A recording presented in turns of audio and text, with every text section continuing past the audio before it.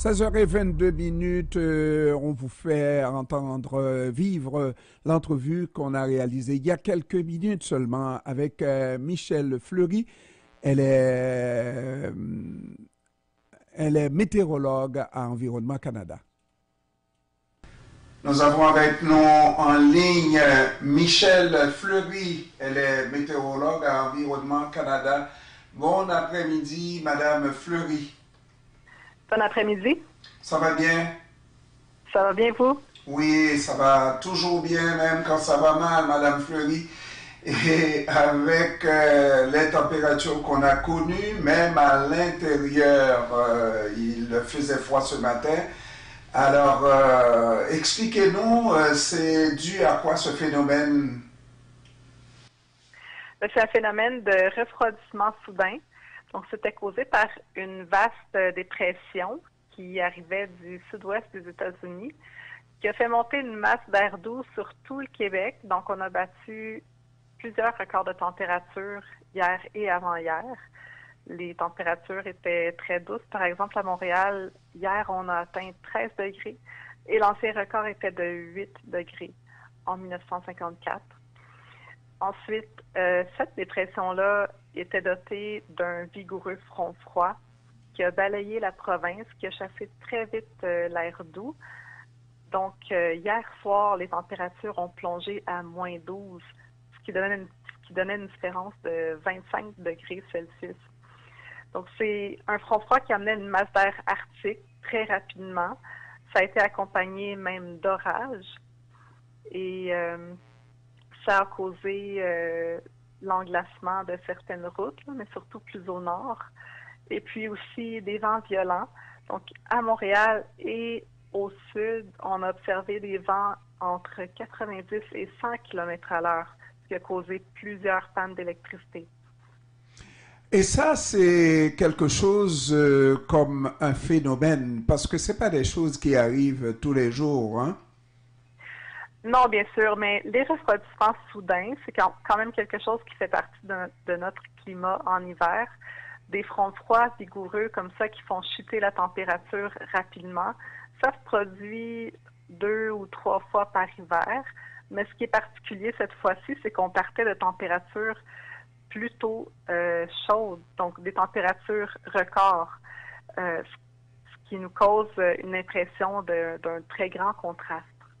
Oui, parce que d'ailleurs, même à ce moment de l'hiver, on ne devrait pas avoir des températures aussi élevées et qu'on retombe en moins de 12 heures à des températures dans l'autre sens.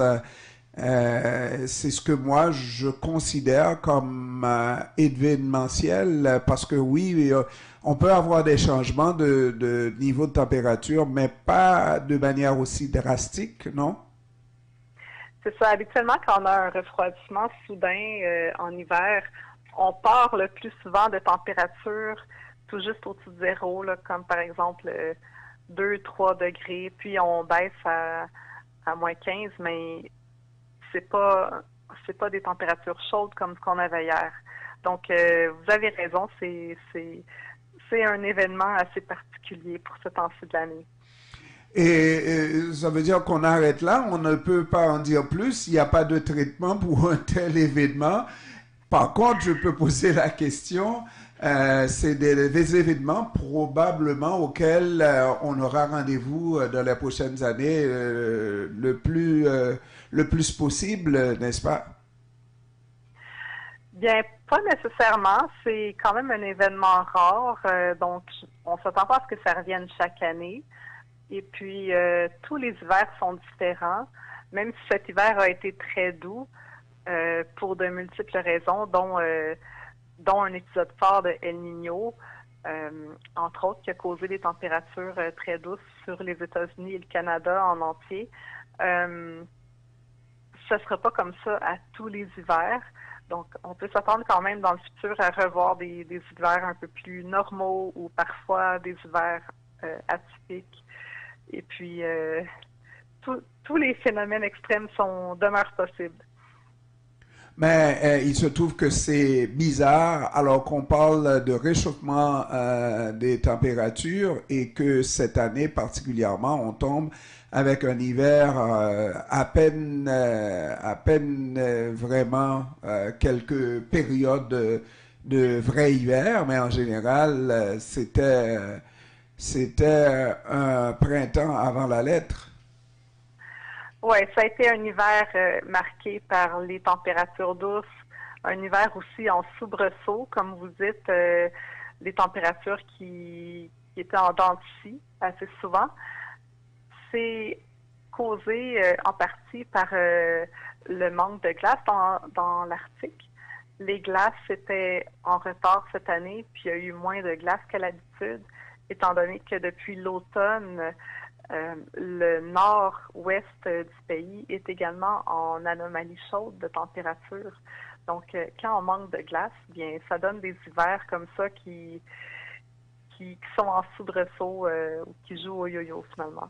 Mais ça peut vouloir dire que l'année prochaine et les prochaines années, parce que le manque de glace est connu dans les Arctiques, non? Le manque de glace dans les 5 dernières années, effectivement, les glaces dans l'Arctique ont été sous les normales, donc en termes de couverture et de durée.